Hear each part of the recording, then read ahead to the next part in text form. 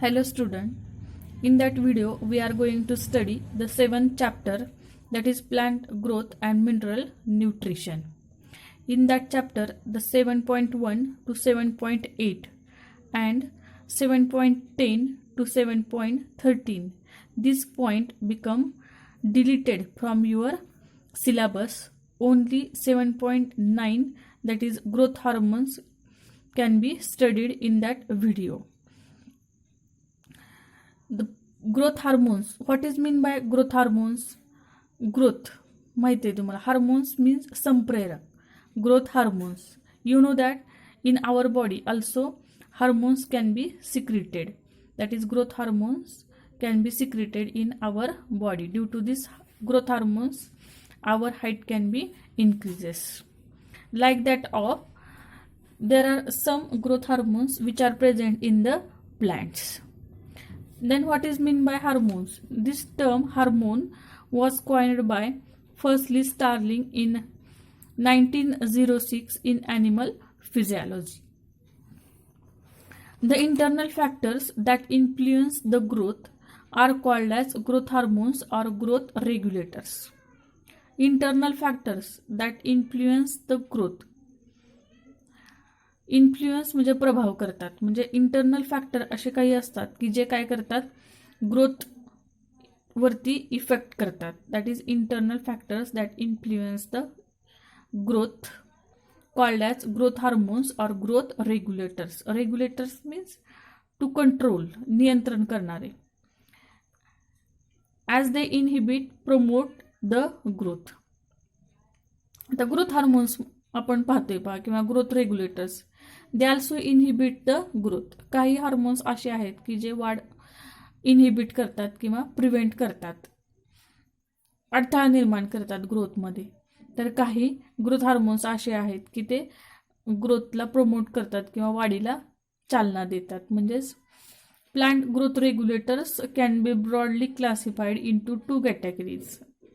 This plant growth hormones can be broadly classified into 2 categories, that is growth promoters and growth inhibitors. Promoters माहिती आहे तुम्हाला या शब्दाचा अर्थ, म्हणजे प्रमोट करणं किंवा उत्तेजना देणं म्हणतो आपण, growth promoters. And growth inhibitors म्हणजे काही ग्रोथ हार्मोन्स असे आहेत प्लांटमध्ये की ते काय होतात, प्लांटची वाढ खुंटवतात, म्हणून त्याला आपण काय म्हणायचं, inhibitors. There are 5 main plant growth regulators or growth promoters are auxins, gibberellins, cytokinin, abscisic acid and ethylene. These are the 5 growth hormones which are present in the plants. Out of these 5 plant growth hormones, auxins, gibberellins and cytokinin. Auxins, gibberellins, they are called as GA, and cytokinin, that is CK, are called as growth promoters. या 3 हार्मोन्समुळे काय होतं, प्लांटची growth होते. While ethylene and abscisic acid, the growth of the plant become prevented, or this ethylene and abscisic acid are called as growth inhibitors. Ethylene आणि abscisic ॲसिडमुळे काय होते, प्लांटची ग्रोथ होत नाही. They acts as a inhibitor. All phytohormones are growth regulators. हे जे काही फायटोहार्मोन्स आहेत, फायटो मीन्स प्लांट, हार्मोन्स माहिती तुम्हाला, म्हणजे all this phytohormones are growth regulators. म्हणजे हे जे काही फायटोहार्मोन्स आहेत ती प्लांटची ग्रोथ रेग्युलेट करतात, कंट्रोल करतात. According to Thimann and Pincus,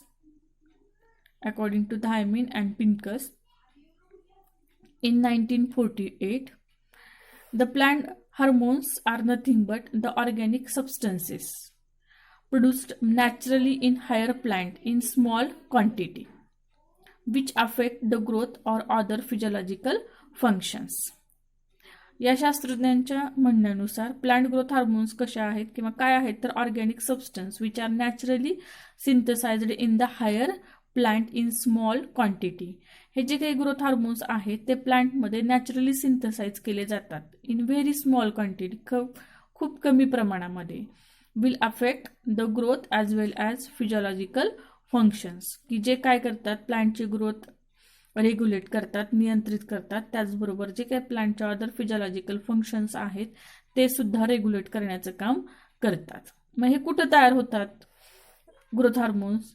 These growth hormones can be synthesized at root apex, stem apex as well as in the leaves. मग हे कुठं तयार होतात? तर रूट, शूट किंवा स्टेम म्हणतो आपण त्याला, किंवा लीव्ज मध्ये सिंथेसाइज केले जातात. अपेक्स म्हणजे टोकाला, टिप रिजनला, and carried to other parts through the phloem पॅरेन्कायमा.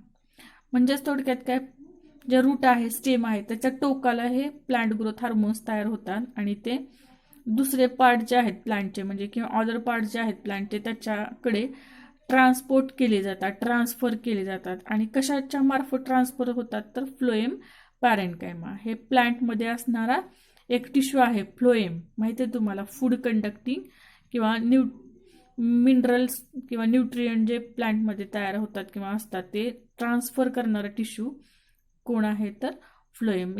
या फ्लोएमच्या थ्रू हे प्लांट ग्रोथ हार्मोन्स ट्रान्सपोर्ट केले जातात टू अदर पार्ट्स.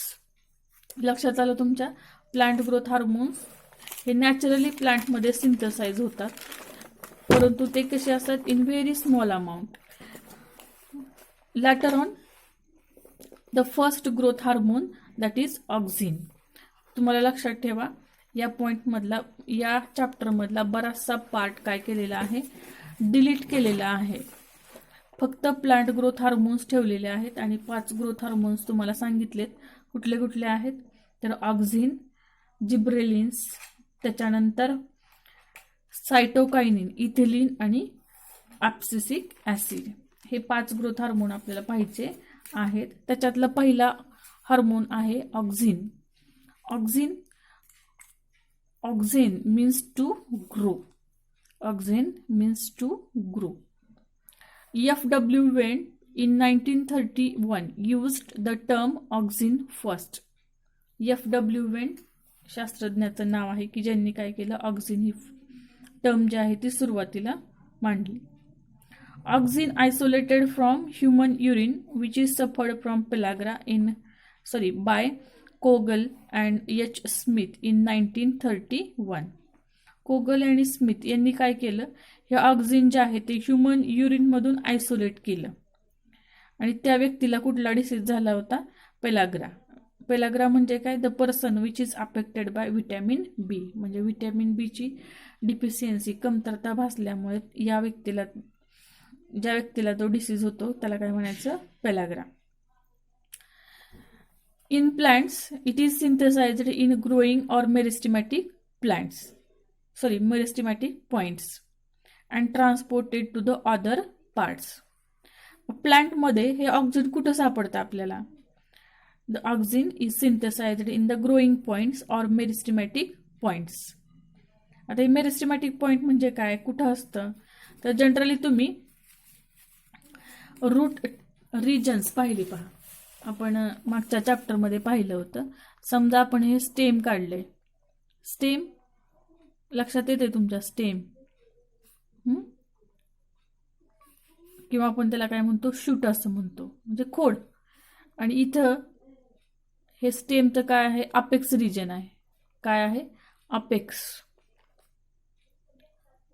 अपेक्स म्हणजे टोकाचा भाग आहे, ते टिप रिजन म्हणतो आपण. इथं जे टिश्यू असतात त्याला म्हणायचं मेरिस्टेमॅटिक टिश्यू. मेरिस्टेमॅटिक टिश्यू. आणि इथं काय होतं? ऑक्झिन सिंथेसाइज केलं जातं. म्हणजे this auxin is synthesized in the meristematic point or growing point. Growing point म्हणजे इथूनच प्लांटची वाढ होणार आहे, म्हणजे जसं असं हे वाढत वाढत सेल्स होत जाणार आहेत आणि प्लांटची ग्रोथ होणार आहे. म्हणजेच auxin is synthesized in the growing or meristematic points and transported to the other parts. The tryptophan is the precursor of auxin, that is indole acetic acid. Auxin चा प्रिकर्सर कोण आहे? Tryptophan. That means the biosynthesis of auxin is nothing but tryptophan. म्हणजे थोडक्यात काय? Auxin हे tryptophan पासून तयार झालेलं आहे. So tryptophan is nothing but the precursor of auxin, that is IAA, indole acetic acid. This auxin shows the polar transport that is basipetal in stem. Polar transport म्हणजे काय? This auxin shows polar transport. Polar means from tip region to basal region. म्हणजे काय? हे auxin कुठं तयार होतंय? Tip रिजनला तयार होतंय ना, टिप रिजनला तयार होतंय आणि इथून काय होतंय? दुसऱ्या प्लांट पार्ट्सला पोहोचवलं जातं. म्हणजेच इथं काय असणार आहे? जर आपण हे स्टेम कन्सिडर केलं तर इथं काय असेल? लीफ असेल किंवा इथून बड असेल, इथं ब्रँचेस वगैरे असतील. तर ह्या टिप रिजनकडून अदर पार्ट्सला पोहोचवलं जातं. म्हणजेच ही जी मुवमेंट आहे ऑक्झिनची त्याला काय म्हणायचं? पोलार. पोलार ट्रान्सपोर्ट म्हणजेच काय? फ्रॉम टिप टू बेस किंवा फ्रॉम अपेक्स टू बेस म्हणूया आपण. याला म्हणायचं बेसिपिटल असं म्हणतात त्याला. म्हणजेच polar transport from tip region to other parts in the stem. These auxin are of two types, that is natural auxin and synthetic auxins. Natural auxins, that means this auxin naturally synthesized in the plant. हे लक्षात ठेवायचं. Natural auxin कुठला आहे? Indole acetic acid, indole 3 acetic acid, that is IAA. And synthetic auxin. Synthetic म्हणजे हे कृत्रिमरित्या तयार केलेले ऑक्झिन्स आहेत की जे आपण तयार करू शकतो. म्हणजेच सिंथेटिक ऑक्झिन म्हणजेच कृत्रिमरित्या तयार केलेले ऑक्झिन्स आहेत आणि हे नॅचरली प्लांटमध्येच तयार होतं. हे तयार केलेले असतात म्हणजेच कृत्रिमरित्या synthetic auxins. That is IBA, indole butyric acid, NAA, naphthalene acetic acid, 2,4-D म्हणजेच काय? 2,4-D डायक्लोरोफिनॉक्सी acetic acid. 2,4-D म्हणजे डी म्हणजे dichlorophenoxy acetic acid. IBA, NAA and 2,4-D, these are the synthetic auxins and IAA is the natural auxin. Then what are the physiological effects or applications of auxins? हे खूप महत्त्वाचे आहेत पहा. म्हणजे जे आपण 5 ग्रोथ हार्मोन्स पाहणार आहोत ते ग्रोथ हार्मोन्स प्लांटला कशा पद्धतीने उपयोगी पडतात हे म्हणजेच काय असतं तर फिजिओलॉजिकल इफेक्ट्स म्हणजे त्या ऑक्झिनचा प्लांटवरती काय इफेक्ट होतो किंवा ऑक्झिनचे आपण उपयोग कसा करून घेता येईल आपल्याला. तर त्याला म्हणायचं ॲप्लिकेशन्स ऑफ ऑक्झिन्स किंवा फिजिओलॉजिकल इफेक्ट. तर सुरुवात आपण auxins helps in cell enlargement or elongation. Auxins help in cell enlargement and elongation. हे ऑक्झिन कुठं तयार होतं आपण पाहिलं होतं? टिप रिजनला म्हणजेच स्टेम किंवा रूटच्या मेरिस्टेमॅटिक पॉईंटला ते सापडतात किंवा आढळतात आपल्याला. त्याच्यामुळं काय होतं? टिप रिजनला असल्यामुळं ते काय करतात? सेल इनलार्जमेंट म्हणजे सेलची लांबी वाढवण्याचं काम करतात. Auxin helps in cell enlargement or elongation. Later on apical dominance. Apical dominance म्हणजे काय पहा? In higher plants apical bud inhibits the growth of lateral buds called as apical dominance. म्हणजे काय? हायर प्लांट्समध्ये काय होतं पहा? जे अपायकल बड्स आहेत. आता अपायकल बड म्हणजे काय? समजा आपण हे स्टेम काढलेलं आहे म्हणजेच खोड काढलं पहा स्टेम. इथं काय असं आपण काढूया? अपायकल बड. अपायकल म्हणजे काय? टोकाचा म्हणूया अपायकल बड किंवा याला टर्मिनल बड सुद्धा म्हणतात.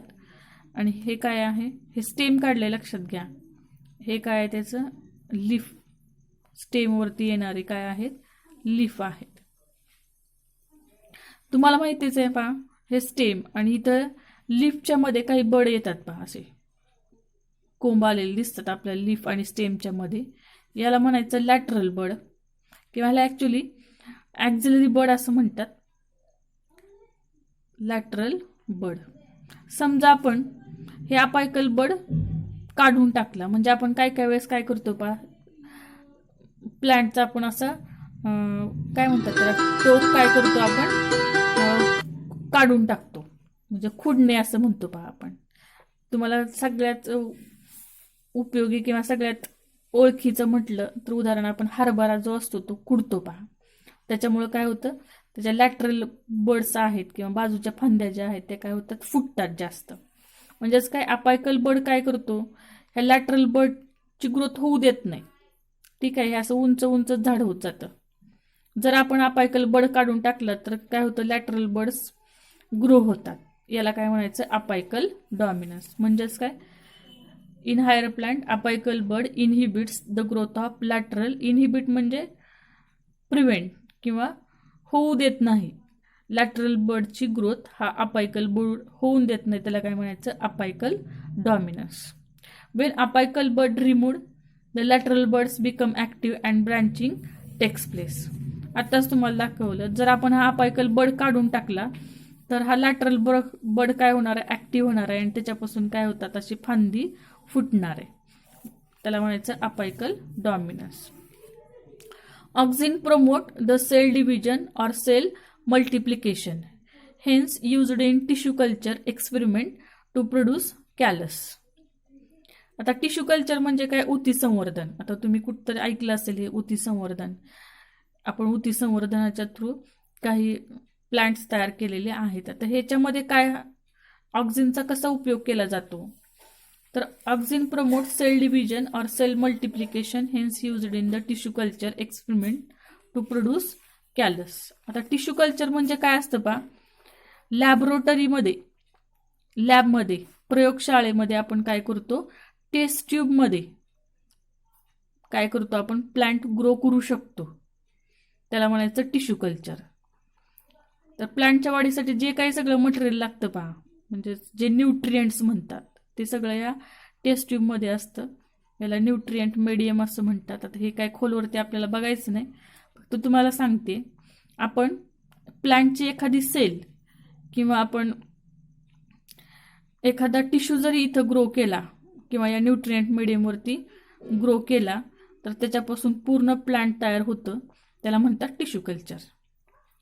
समजा आपण एक इथं सेल ग्रो केलेली आहे किंवा या न्यूट्रिएंट मीडियमवरती एक सेल ट्रान्सप्लांट केलेली आहे. या सेलमध्ये मल्टिप्लिकेशन किंवा सेल डिव्हिजन रॅपिड होण्यासाठी आपण काय वापरतो, ऑक्झिन वापरतो. याला म्हणायचं auxin is used in cell division or cell multiplication in tissue culture experiment to produce the callus. आता कॅलस म्हणजे काय असतं, तर ऑक्झिन वापरल्यामुळं काय होतं, या सेलपासून सेल डिव्हिजन होतं, मल्टिप्लिकेशन होतं आणि एक सेलचा गोळा तयार होतो, मास ऑफ द सेल. त्याला म्हणतात कॅलस. हे टिश्यू कल्चरमध्ये आहे. हे आपल्याला काय डिटेल पाहायचं नाही आहे, टिश्यू कल्चर एक्सपेरिमेंट वगैरे काय. फक्त इथं लक्षात ठेवा, auxin can be used in tissue culture experiment to formation of callus. त्याच्यानंतर पुढचा यूज आपल्याला ऑक्झिनचा पाहायचा आहे.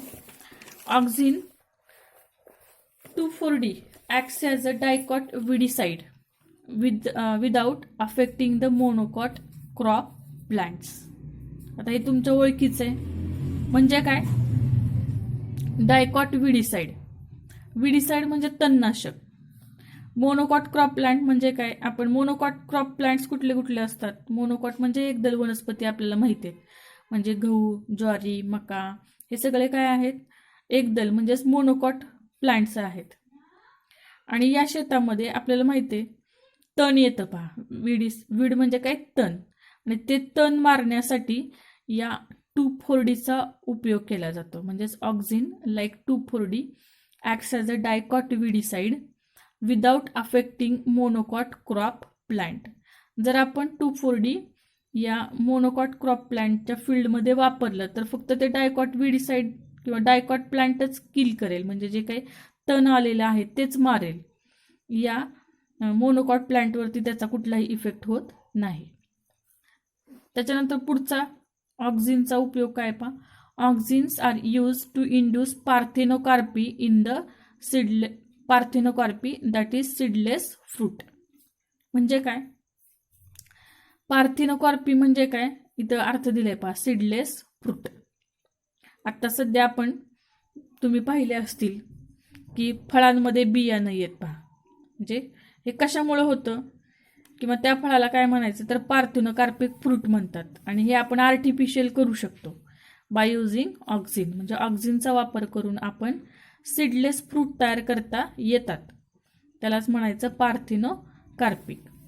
असे कुठले एक्झाम्पल्स आहेत बाजारामध्ये सध्या, तर ऑरेंजेस, लेमन, ग्रेप्स तुमच्या ओळखीचे आहेत पा, म्हणजेच बिया नसलेल्या द्राक्षा तुम्ही पाहिले असतील, बनाना, टोमॅटो, म्हणजेच काय seedless fruit by using this auxins. Later on, auxins promote cell elongation in the low concentration and shooting at the higher concentration. म्हणजे थोडक्यात काय, जर ऑक्झिनचं प्रपोर्शन किंवा कॉन्सन्ट्रेशन जर आपण कमी ठेवलं तर काय होतं, सेल इलॉंगेशन किंवा सेल इनलार्जमेंट आपल्याला पाहायला मिळते. And shooting at higher concentration म्हणजे थोडक्यात काय पहा, ऑक्झिनचं कमी जास्त प्रमाण जर आपण केलं तर आपल्याला, जर कमी प्रमाण केलं आपण कॉन्सन्ट्रेशन ऑक्झिनचं कमी केलं तर काय होतात, त्या सेलची इलॉंगेशन होते. आणि जर जास्त प्रमाण केलं तर काय होतं, शूटिंग म्हणजे स्टेम डेव्हलपमेंटसाठी त्याचा उपयोग केला जातो. Auxin promotes early rooting in the propagation by stem cutting. म्हणजे थोडक्यात काय, आपण कमर्शियली जर आपण या ऑक्झिनचा वापर केला, म्हणजे कोणत्या पद्धतीने, जर आपण गुलाबाची रोपं वगैरे तयार करत असू कमर्शियली जास्त प्रमाणात, तर आपण काय करतो, जे गुलाबाच्या कांड्या आहेत त्या या ऑक्झिन्समध्ये बुडवतात पहा. कशासाठी, तर अर्ली रूटिंगसाठी, म्हणजेच त्या कांडीला पटकन किंवा लवकर रूट्स डेव्हलप व्हावेत याच्यासाठी या ऑक्झिनचा वापर केला जातो. म्हणजेच for early rooting auxins can be used in stem cutting. Later on, foliar spray of naphthalene acetic acid and 2,4-D induces flowering in lychee and pineapple. Foliar spray of NAA म्हणजेच NAA आणि 2,4-Dचा जर आपण spraying केलं कशावरती, तर लिची and pineapple. आता हे आपल्याकडे आढळत नाही पहा, लिची हे चायनामध्ये आढळणार एक फ्रूट आहे आणि पायनॅपल हे तुम्हाला माहिती आहे, अननस. तर याच्यामध्ये फ्लावरिंग येण्यासाठी म्हणजे फुलं लवकर येण्यासाठी त्या प्लांटमध्ये NAA आणि 2,4-Dचा यूज केला जातो. Later on, auxin prevents premature fall of fruits in the apple, pear and oranges as it prevents the formation of abscission layer. आता ॲब्सिशन लेअर म्हणजे काय ते अगोदर समजावून घ्या, मग आपण पुढचं पाहूया. ॲब्सिशन लेअर म्हणजे काय असतं पहा, समजा हे स्टेम आहे आणि हे एक लीफ आहे, इथं बड आलेला आहे आणि ॲब्सिशन लेअर एक असतो पहा, म्हणजेच स्टेम आणि लीफच्या मध्ये एक ॲब्सिसिक लेअर तयार होतो. ॲब्सिसिक लेअर म्हणजे स्टेम आणि लीफच्या मध्ये एक ॲब्सिसिक लेअर तयार होतो की ज्याच्यामुळे काय होतं, premature fall of leaves as well as fruit also or flowers. तुम्ही काही वेळेस पाहिलं असेल पहा, झाडाखाली आपण कच्ची फळं वगैरे पडलेली पाहिली असतील. तर हे कशामुळे होतं, तर स्टेम आणि लीफ किंवा फ्रूट याच्यामध्ये काय होतं, एक लेअर तयार होतो, ॲब्सिसिक नावाचा लेअर तयार होतो की ज्याच्यामुळे काय होतं, परिपक्व होण्याच्या अगोदरच फळ किंवा पानं गळून पडतात. त्याला म्हणायचं premature fall of leaves, flowers and fruits. It is due to the abscisic layer. आणि तो ॲब्सिसिक लेअर तयार होऊ नये प्लांटमध्ये म्हणून आपण ऑक्झिनचा वापर करू शकतो. म्हणजेच काय, प्रिव्हेंट म्हणजे अडथळा निर्माण करतो, म्हणजेच ॲब्सिशन लेअर तयार होऊ नये याच्यासाठी आपण हे ऑक्झिनचा वापर करू शकतो. Auxin prevents the premature fall of fruits in apple, pear and oranges as it prevents the formation of abscisic layer. And last one, auxins break dormancy in the seeds and promote the quick germination. म्हणजे ऑक्झिनचा वापर करून आपण जी सीडमध्ये असणारी डॉर्मन्सी जी आहे ती break करू शकतो आणि डॉर्मन्सी ब्रेक झाली की सीड्स लगेच जर्मिनेट होतात. तर डॉर्मन्सी म्हणजे काय, तर सुप्तावस्था. आता ही डॉर्मन्सी जी आहे ती वेगवेगळ्या कारणामुळे सीड्समध्ये डेव्हलप होते. आता ती कारणं कुठली आहेत ती आपण बघणार नाही, फक्त काय पाहूया आपण, सीड्समध्ये जर डॉर्मन्सी आली किंवा सुप्तावस्था आली तर ते सीड जर्मिनेट होत नाही. मग ती डॉर्मन्सी पिरियड जो आहे तो ब्रेक करण्यासाठी ऑक्झिनचा वापर केला जातो. म्हणजे auxins breaks the dormancy in the seeds and promote the quick germination. These are the physiological effects of auxin. In next video we see the gibberellins. Thank you.